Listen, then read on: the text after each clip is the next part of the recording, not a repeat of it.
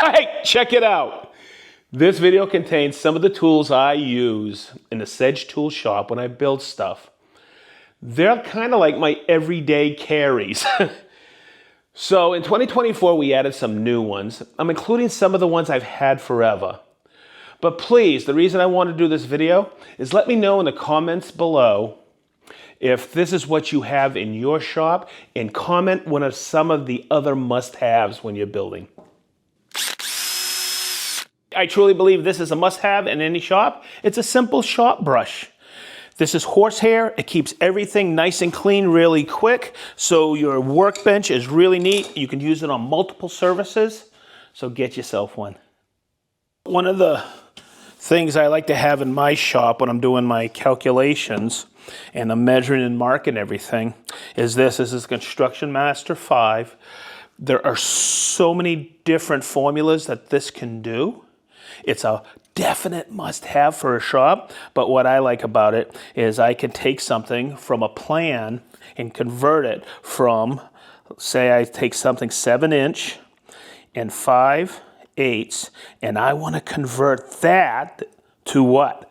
Metric, and I like to work with millimeters, and it tells me exactly how many millimeters that is.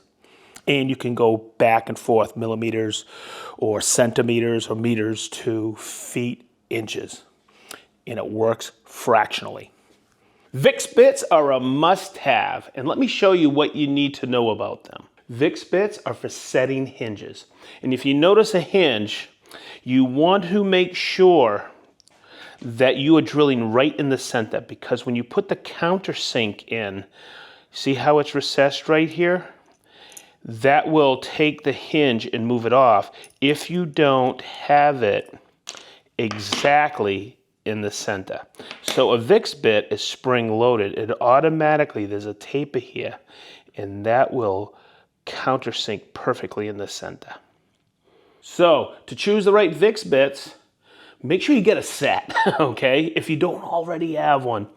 And it's usually labeled right here on the side, and that labeling is the size of the drill bit. So you choose the Vix bit to your screw size. It's simple, but this is a must-have. It looks like a typical hammer, but it's actually all rubberized on the outside, and you see it doesn't bounce back. This is known as a dead blow hammer. I use it for assembly or putting away paint cans. It gives you a nice solid hit without bounce back.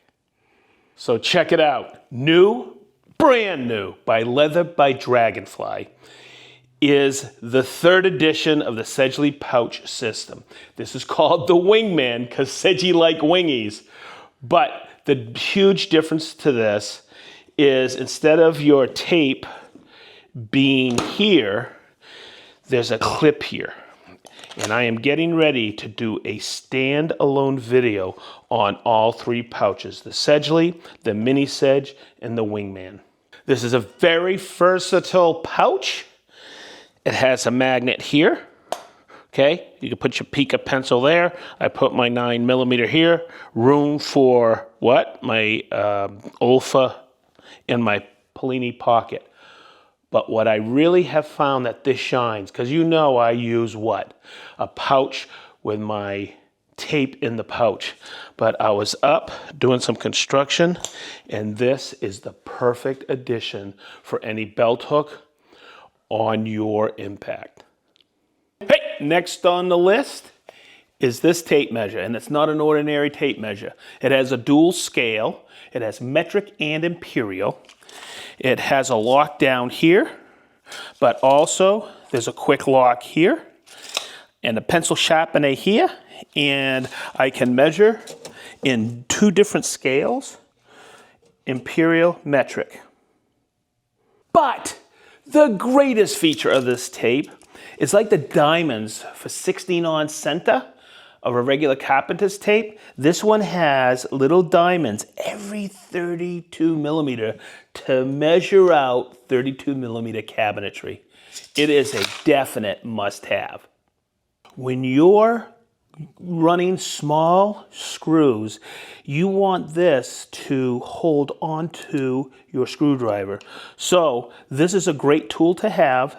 When I slip it on, it's magnetized. It actually magnetizes the shaft, so that will hold absolutely perfect, especially when I'm doing work overhead or in an electrical box. So I did a video this year on the graph gear by Pentel, 0.9 millimeter pencil. They make them in 0.3, 0.5, 0.7, and 0.9. There's a set listed below, but I also have the 0.9 listed separately. It's a mechanical pencil. You can get the lead for it right there on the Pentel page. And these, the reason I like the 0.9 is because it just lays out such a nice line when I'm doing layout, okay? And I have less tendency to break the lead. It lives in my pouch right back here all the time. So this is the Polini pocket rule. It's really simple. It's got a notch and it's got a dual scale, metric and imperial. And I love it when I do layout just like this, because right here, scribed on the very end, is a little groove for my pencil. But there's another feature on here. People don't realize that there's a scale here. And where I like that is when I'm setting up router bits, I can take this piece off and you get these two knobs and you can see the notch here and here. And if I aim it in correctly, that actually helps balance. And I could take that right to my router table and get my measurements for height right here. Another tool is this. It's a utility knife. The one I like is the Olfa 3/4 or 18 millimeter blade. It has a neat end on here for prying open paint cans. But what I like to do with these is I'll take them, and I like them because I can flex them like this. And I can do on my strop, I can keep that edge on there. But what I like about it is when that point dulls, I can just take it off and refresh the edge. This is a definite must-have.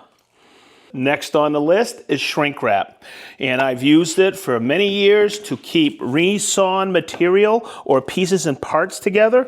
Like here's some gauge blocks I just utilized. I just take it and real simple, I give it a quick wrap and I can put tension on there and it holds all my pieces and parts together. So I don't lose them and it keeps everything nice and tight when I mill it. This is Chamelia Oil. And this is the Chamelia Oil applicator that I use. These were gifts to me earlier this year. And where I use this is pretty simple. When I'm finished with a hand plane, I just coat surfaces just like this. Okay, I rub it in. And this just keeps everything oxidation free. And these are two more must-haves in the shop.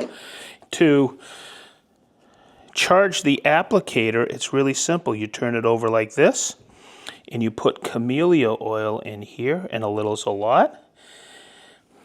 The nice thing about Chamelia oil is it's silicone free. This will not interfere with your wood surfaces. So when I'm putting chisels away or hand planes, my applicator lives right here. So these are the TSO TDS 13s. You'll see in almost every single SedgeTool video I'm using these. These are a must-have for any shop. These are 20 millimeters dogs, okay? And they fit in 20 millimeter holes, dog holes, whether on a traditional bench or on the MFT3. And I have this with my twin vise. I could put things in like this and it holds things nice and stout for honing things. But also I can take them, maneuver it down here, and these are adjustable so they'll work in any bench. And I can use it as a stop if I'm planing something or scraping something. Hey, this is the Grex P635L making the list. It is a must-have. It's a 23 gauge micro pinner. It's the newest version. This has tons of applications in the SedgeTool shop. And this one has a great edge guide. The non-marring tip with the scribe center lines, it's absolutely perfect. And it goes to 1 inch and 3/8 in length. This is the Acubar. It is a carbide rod with different grooves in it. This can make any novice a card scraping phenom, because one of the difficult parts of a scraper is to put a slight burr on there. So I've already maintained the surface on there, and I'm going to lock it in, and it's this simple. You just choose what groove you want for the burr you want, and you just put it on here and you rub it back and forth. And it will give you that and raise that perfect burr.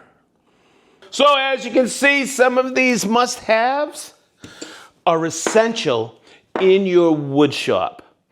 Please don't forget to tell me which ones you have or which ones I should have. I probably have them, I just didn't include them in this video. So, as we always say in the SedgeTool shop, be positive, stay sharp, and we mean wicked sharp.